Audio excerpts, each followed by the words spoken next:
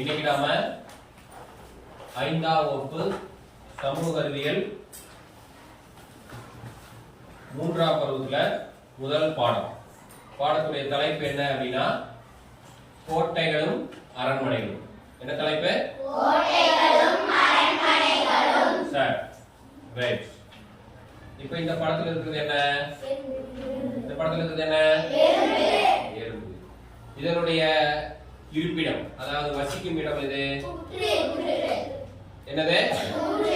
அப்ப எறும்பினுடைய வாழ்விடம் எது? எறும்பு புற்று. சரியா? ரைட்.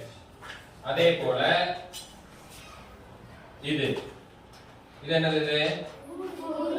இது என்னது? குருவி. இந்த குருவியினுடைய வாழ்விடம் எது? கூடு. குருவியினுடைய வாழ்விடம் எது? கூடு. சரி. அதே போல இது என்னது? சிங்கம். இது என்ன படம் இது? சிங்கம். சிங்கத்தினுடைய வாழ்விடம் எது? குகை. சிங்கத்தினுடைய வாழ்விடம் எது? குகை. குகை. இதுதான் சிங்கத்தினுடைய வாழ்விடம். சரி. இது என்ன படம்? மனிதன். மனிதன். மனிதன் யாரு? மனிதன் யாரு? நம்மளுடைய வாழ்விடம் எது?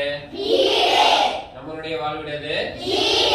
மனிதனுடைய வாழ்விடம் வீடு. சரி.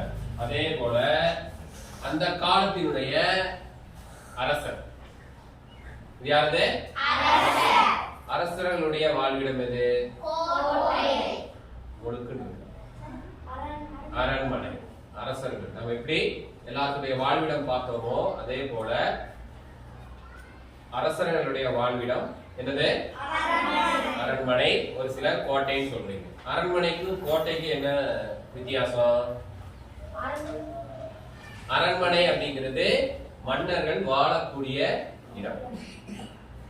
கோட்டை அப்படிங்கிறது அவங்க அந்த அரண்மனை, அவங்களுடைய அலுவலகம், மற்ற எல்லா இடத்த சுத்தியும் எதிரிகள் வராமல் இருப்பதற்காக சுத்தியிலும் கட்டப்படக்கூடிய உயரமான சுவர்களுக்கு பேர் தான் என்னது? கோட்டை. வேலூர் கோட்டை. கோட்டை கோட்டை வேலூர் கோட்டை விஜய மன்னர்களால் கட்டப்பட்ட கோட்டை. ஆழமான அகழியால் சூழ்ந்த கோட்டை. 5 மகால்கள் கொண்ட கோட்டை. வேலூர் கோட்டை